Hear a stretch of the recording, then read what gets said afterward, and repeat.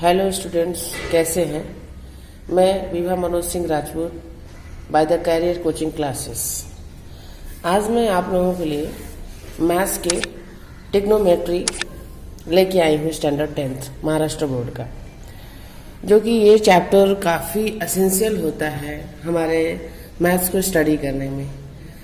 और ये ऐसे सम आते ही हमारे माइंड में ढेर सारे क्वेश्चंस पैदा होने लगते हैं कि ट्रिग्नोमेट्री इतनी हार्ड है, sin, cos, theta, tan, cos, ये सब कैसे सॉल्व करेंगे। तो इसके लिए मैं आपको थोड़े से कुछ शॉर्ट ट्रिक्स फार्मूले बताऊंगी जिससे आप इजीली इसको सॉल्व कर पाएंगे। सपोज करिए, ये देखिए यहाँ पर मैंने टेबल ड्रॉ किया है।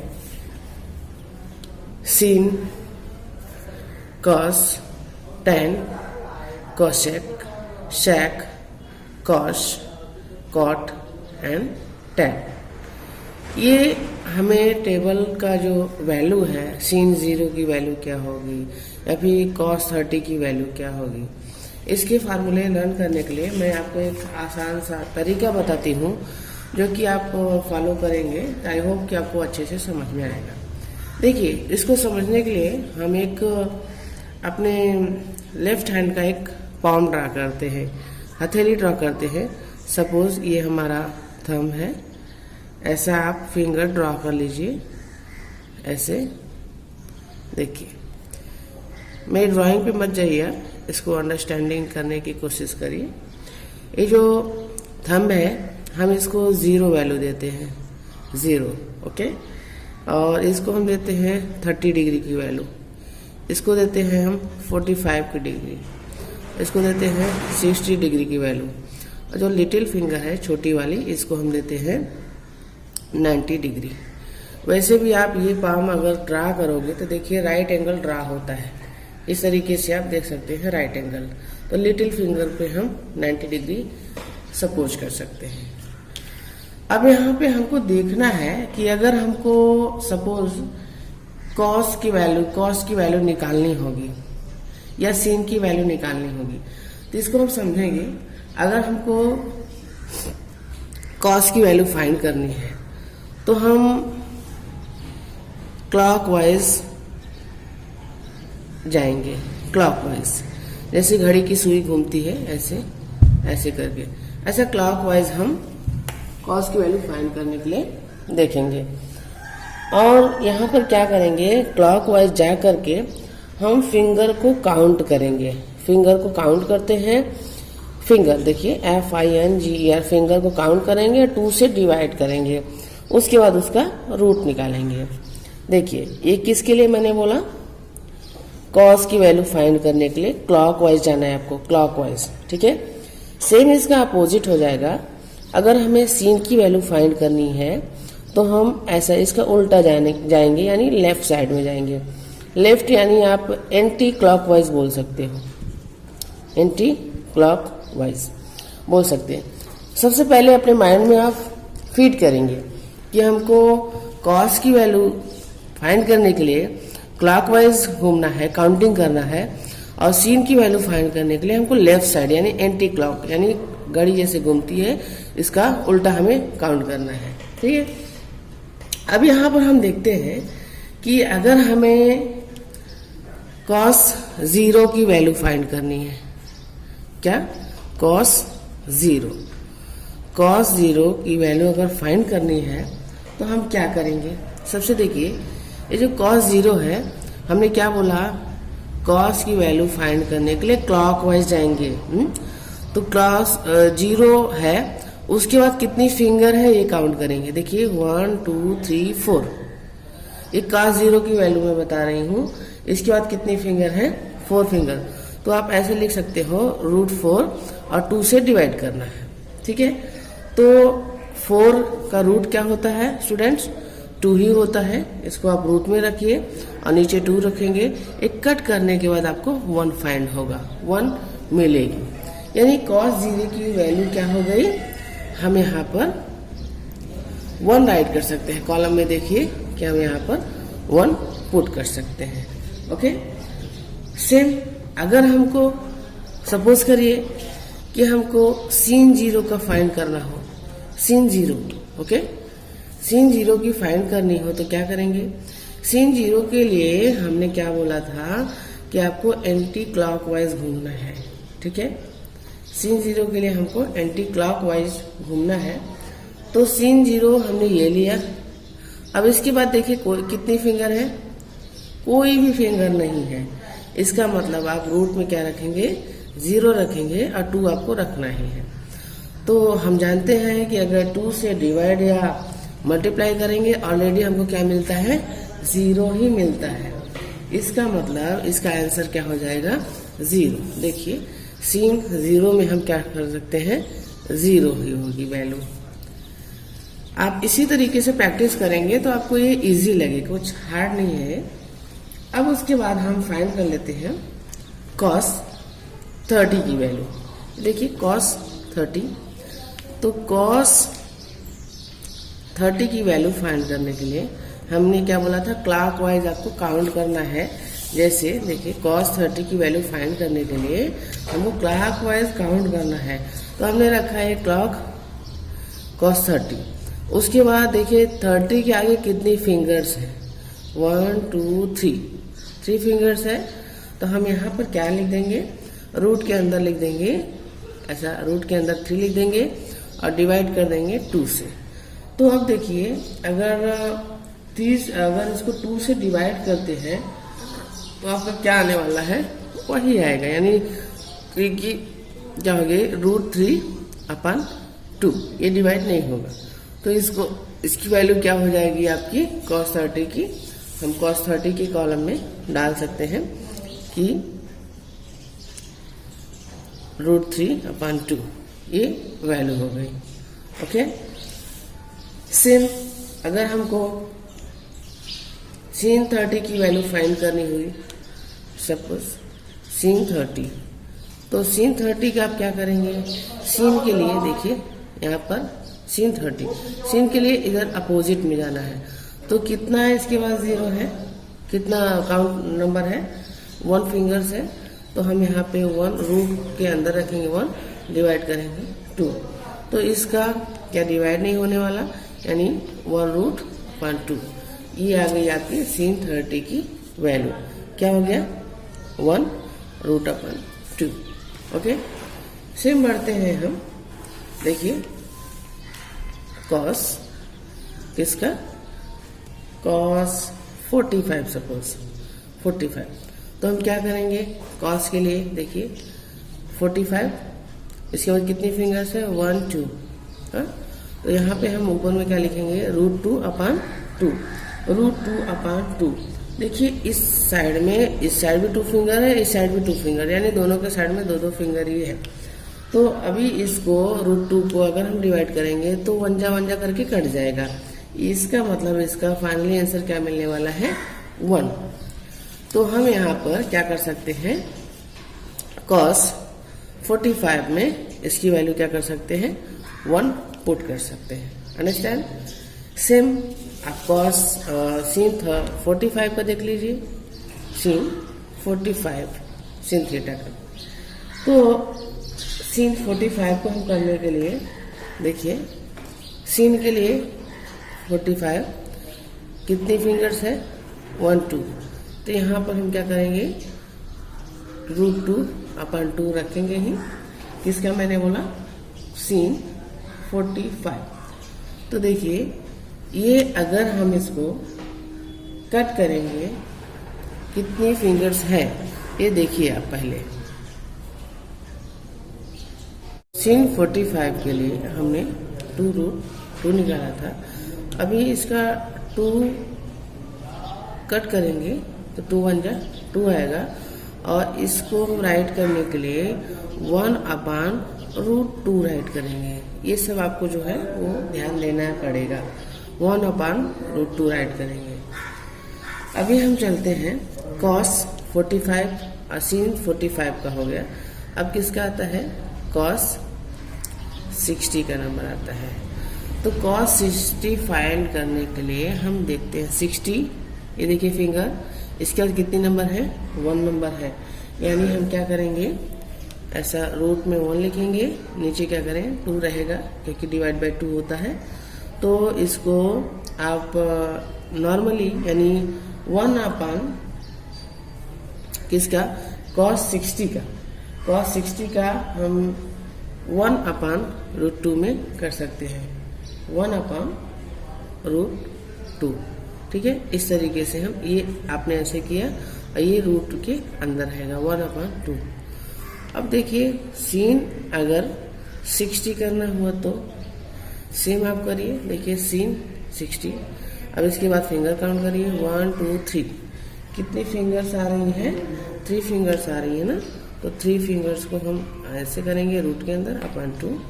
तो इसका ये रूट नहीं होता 3, नॉर्मली इसको क्या राइट करेंगे हम रूट 3 अपन 2। इसका क्या हो जाएगा सीन 60 का और cos 60 का 1 अपन रूट 2। सेम हमने क्या किया, लास्ट आता है आपका cos 90 की। cos 90 को करने के लिए हम क्या करेंगे, देखिए cos के लिए क्लॉकवाइज जाएंगे। इसके बाद कोई भी फिंगर्स नहीं है, कोई भी फिंगर्स नहीं है तो हम क्या करेंगे, यहाँ पे 0 लिखेंगे और यहाँ पे 2 राइट करेंगे। और इसका मल्टीप्लाई या डिवाइड करने पे कोई भी 0 से डिवाइड करने पे 0 ही आएगा। इसकी वैल्यू क्या आ जाएगी cos 90 का 0। तो हम पहले इस कॉलम में फिल कर देते हैं, देखते हैं कहाँ तक हमने फिल किया है। देखिए sin 45 का हमने क्या लिखा 1 अपन रूट 2। ओके, उसके बाद cos sin 60 का क्या आया है, sin 60 का सॉरी स्टूडेंट्स cos 1 अपन रूट 2 और cos 60 का भी 1 अपन रूट 2 आया है। ओके, और sin कॉलम इधर उधर हुआ है 1 अपन रूट 2। ओके, और sin 60 का देखिए sin 60 का 1 अपन 3 अपन 2 3 रूट 2 sin 60 3 रूट 2। वो राइटिंग में थोड़ा सा मिस्टेक हुआ। उसके बाद आपका क्या आता है cos 90 हमने फाइंड किया ना। तो cos 90 देखिए इस कॉलम में देखिए क्या है 0। तो हमको इसमें क्या करना है 0 फिल कर देना है। अब किसका नंबर आता है स्टूडेंट्स cos नहीं sin 90 की वैल्यू फाइंड करनी है। तो इस फिंगर को आप फोकस में रखिए sin 90 के बाद कितने नंबर है 1 2 3 4 नंबर है। तो हम क्या करेंगे यहाँ पर 4 लिखेंगे 4 और अपन 2। तो देखिए 4 किसका रूट होता है 2 का रूट होता है और क्या करेंगे 2, इसको 2 1 जा कट कर देंगे आएगा 1। तो sin 90 की वैल्यू क्या होती है स्टूडेंट्स 1 आया, जैसा कि अभी मैंने सॉल्व किया है। ओके, तो अभी हमको sin और cos की वैल्यू मिल गई है, sin और cos की वैल्यू मिल गई है। अभी देखते हैं और जो कॉलम है उसको हम कैसे सॉल्व करते हैं। अब चलते हैं हम sec को पता करने। sec देखिए sec एक कॉलम इस sec देख रहे हैं ना, sec कॉलम को हम फाइंड करेंगे और 1 बाय 1 स्टेप में हम इसको सॉल्व करेंगे। तो sec का पता करने के लिए हम क्या करते हैं कि ये जो sec होता है ना ये हमेशा cos का अपोजिट होता है, cos का अपोजिट होता है sec। ये फार्मूला ये अपने दिमाग में डाल लो। क्या करना है कि अगर आपको क्या पता करना है sec। ओके, ऐसा अपने माइंड में रखिए। अगर आपको sec पता करना है तो क्या करना है cos का अपोजिट करेंगे, cos का अपोजिट हम राइट करेंगे। अब हम देखते हैं कि cos का अपोजिट है क्या। देखिए सपोज हमको करना है sec 0। ओके, sec 0 पता करना है। तो sec 0 पता करने के लिए हम क्या करेंगे, sec मैंने किसका बोला था अपोजिट होता है cos का अपोजिट होता है। ठीक है, cos का अपोजिट। तो जैसे cos क्या है 1 है, देख रहे हैं आप 1 है। तो 1 का अपोजिट क्या होता है, 1 ही होता है। ओके, अभी शेक हमको 30 डिग्री का पता करना है। किसका? 30 डिग्री का। देखिए शेक 30 क्या है, 3√2 है ना, देख रहे हैं आप, 3√2 है। तो इसको अपोजिट उल्टा कर दीजिए, 2 को ऊपर लिख दीजिए और 3 को क्या कर देंगे, नीचे लिख देंगे। बस, कुछ भी नहीं करना है इसको, 2√3। ओके, अब अगर cos 45 का करना है तो हमसे पहले आपके माइंड में ही आ गया। cos 40 का पता करने के लिए हम क्या करेंगे बताइए, sec 40 का पता करने के लिए हम क्या करेंगे? हाँ, आप जो सोच रहे हैं वही है। शेक को पता करने के लिए हम इसका अपोजिट कर देते हैं। तो ये बताइए कि अगर यहाँ पर 1 क्या है, 1/2, इसका रूट क्या आएगा? नॉर्मली नंबर √2 आएगा। क्या आएगा? √2 आएगा। ओके, अब आता है 3√2। 3√2 इसका अपोजिट कर दीजिए आप, क्या आ गया? 2√3। ओके, अगर ये 2-3 मिल गए तो आगे के एकदम इजी होते हैं। और अगर देखिए शेक इसका पता करना है 90 का, देखिए 0 है ना, 0, तो क्या करते हैं, 0 को कोई भी मल्टीप्लाई या डिवाइड करने पे 0 अनलिमिटेड नंबर आता है, वो डिफाइन नहीं हो पाता। इसको हम नॉट डिफाइन में कर सकते हैं। नॉट डिफाइन यानी क्या? Define. Okay, ND short form में लिख सकते हैं, नॉट डिफाइन। एक इसकी वैल्यू है, शेक 90 डिग्री की वैल्यू है। ओके, अब देखिए, अब हम चलते हैं tan थीटा की ओर। ओके स्टूडेंट्स, tan थीटा की ओर। तो tan थीटा को फाइंड करने के लिए एक इजी स्टेप है, देखते हैं, और काफ़ी इंटरेस्टिंग भी है, जो आपको आसानी से समझ में आने वाली है। ओके, tan थीटा को फाइंड करने के लिए एक छोटा सा फार्मूला आपको बता रही हूँ। फार्मूला क्या है? This is only for tan theta. यहाँ पे मैं डिवाइडेशन कर रही हूँ ताकि आपको प्रॉब्लम ना हो। किसके लिए? tan थीटा फाइंड करने के लिए हम एक जो फिंगर काउंट करेंगे, इसमें भी फाइंड एबव फिंगर, FING या finger above upon find finger below. इसका मतलब tan को पता करने के लिए, tan थीटा की वैल्यू फाइंड करने के लिए हम ऊपर की फिंगर काउंट करेंगे और नीचे की फिंगर काउंट करेंगे। देखते हैं हम कैसे करते हैं। देखिए, जैसे tan 0 की वैल्यू पता करने के लिए ना, तो देखिए tan 0 मैंने लिया, ठीक है। tan 0 के बाद कितनी फिंगर्स हैं? कोई भी फिंगर्स नहीं है, ठीक है। tan 0, तो यहाँ पे क्या लिखेंगे? 0, और उसके बाद इस कितनी फिंगर्स है? 1 2 3 4। तो यहाँ 0/, क्या आ गया? 4 आ गया।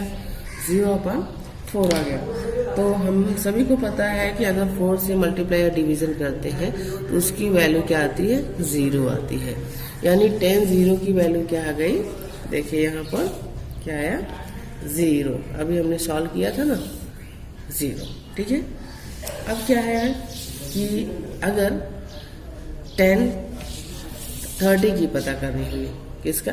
देखिए डायरेक्ट में ऐसा लिख रही हूँ, tan 30 का पता करने के लिए हम क्या करेंगे? जैसा मैंने आपको बताया, पहले एबव की फिंगर, ऊपर वाली फिंगर, बाद में नीचे वाली फिंगर। तो ऊपर में कितनी फिंगर्स है आप बताइए? कितनी फिंगर्स है? 1 फिंगर है, तो √1। और नीचे कितनी है? देखिए 1 2 3 4, यहाँ पे लिख दिया हमने 4, ठीक है। और 1√4 आ गया। तो अब इसको देखिए, जो है ये किसकी रूट है?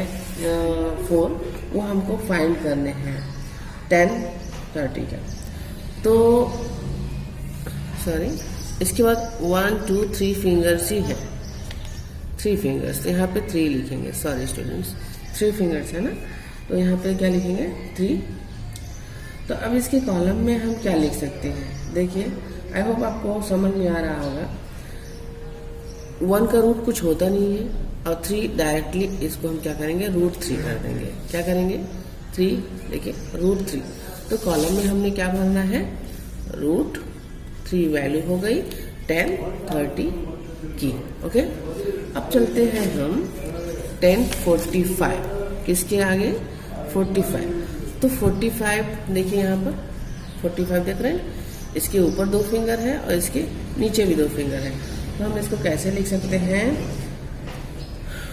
2√2। अब इसको 2√2 को हम डिवाइड भी करते हैं तो क्या आता है हमारा आंसर 1 आता है। आपको दिख रहा है 1 आता है, देखिए 2√2 को डिवाइड किया तो 1 आया। यानी 10, 45 में मैं क्या फिल करूँ, यस 1 ही हमको फिल करना है, 1 नॉर्मल नंबर 1।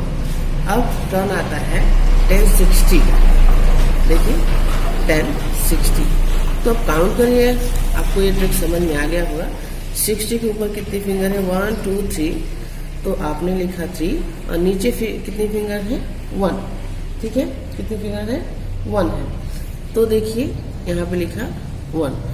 अब इसकी कोई रूट होती नहीं है, इसको नॉर्मली हम रूट के अंदर 3 को लिख देंगे। ओके, रूट के अंदर हम 3 को राइट कर देंगे। तो इस 10, 30, 10, 60 की वैल्यू क्या आ गई √3 हो गई। अब देखिए किसका 10, 90 लास्ट है, 10, 90 के ऊपर कितना है, देखिए 1, 2, 3, 4, तो हमने लिखा 4 रूट के अंदर। और इसके बाद कितना नंबर है 0, देखिए तो नॉर्मली इसका वैल्यू क्या आने वाला है 0, यानी 0 से मल्टीप्लाई या डिवीजन करने पे वो डिफाइंड नहीं होने वाला, तो इसको क्या आ जाएगा नॉट डिफाइंड। 10, 90 की value not defined. Okay, I hope कि आपके माइंड में ये जो प्रोसेस मैं बता रही हूँ वो आपको समझ में आ गया होगा। स्टूडेंट्स देखिए अभी हमारा आता है कॉट। अभी हम फाइंड करते हैं कॉट। सॉरी स्टूडेंट्स, देखिए ये जो मैं फार्मूला बता रही थी 10 का बता रही थी, लेकिन मैंने कॉट के कॉलम में किया था। तो ये जो वैल्यूज़ हैं ये it will goes on 10 column, 10 के कॉलम में जाएंगी। यहाँ पर आपका 0 आएगा, यहाँ पे √3 आएगा, यहाँ पे 1 आएगा, यहाँ पे √3 आएगा और यहाँ पे नॉट डिफाइन आएगा। ये जो कॉलम है कॉट का, कॉट हमें फाइंड करना है। तो कॉट का कॉलम फाइंड करने के लिए बस इसको कुछ नहीं करना है। कॉट जो है कॉट, अब यहाँ पर देखिए अगर कॉट को फाइंड करना है कॉट, तो कॉट हमेशा tan का अपोजिट रहता है। जो कॉट है वो क्या रहता है ऑलवेज अपोजिट ऑफ tan का अपोजिट रहता है। तो अब देखते हैं हमको कैसे फिल करना है। अब देखिए कि हमने क्या बताया कॉट हमेशा tan का अपोजिट रहता है। तो देखिए यहाँ पर क्या है tan का नॉट डिफाइन है, तो ये इधर उल्टा आ जाएगा। कॉट tan का क्या आ जाएगा ND यानी नॉट डिफाइन, ठीक है। अब है √3, तो √3 का अपोजिट √3 ही आता है, ठीक है, कॉट की वैल्यू। अब फिर आता है आपका 1, तो 1 का 1 ही आएगा। और क्या आता है अगर कॉट 60 पता करना है, तो कॉट 60 पता करने के लिए हम क्या करेंगे, देखिए यहाँ पर कॉट 60 1 √3 है, ये √3 को अब आता है स्टूडेंट्स देखिए कि इसका अपोजिट 1 आया और इसका 1 रूट का क्या आ जाएगा, सेम इसका अपोजिट कर दीजिए आप, हमें अपोजिट 1√3 और किसका इसका कॉट 90, तो कॉट 90 की क्या आ जाएगी, ये 0 आपका इधर चला जाएगा। ओके, थोड़ा सा जम्बलिंग हुआ होगा तो उसको आप थोड़ा अपने लेवल में सॉल्व करने की कोशिश करो, अंडरस्टैंडिंग की कोशिश करो। अब हमारा लास्ट बचता है कौशिक। तो कौशिक का कॉलम अभी देखिए ब्लैंक है। कौशिक को फाइंड करने के लिए हमारे पास क्या आइडियाज है। ये जो कौशिक है ना, कौशिक देखिए, हम कौशिक को समझते हैं। कौशिक को फाइंड करने के लिए ये भी ऑलवेज शेक का अपोजिट रहता है, शेक का अपोजिट रहता है। यानी जो भी शेक के कॉलम में होंगे उसका अपोजिट हम डाल देंगे। देखते हैं कौशिक। तो कौशिक फाइंड करने के लिए शेक के कॉलम में क्या है देखिए। पहला तो क्या है, नॉट डिफाइंड, बस अपोजिट आप फिल करते जाइए। यहाँ पे आपका नॉट डिफाइंड आ जाएगा और यहाँ पर क्या आ जाएगा आपका, देखिए समझ में आ रहा है ना।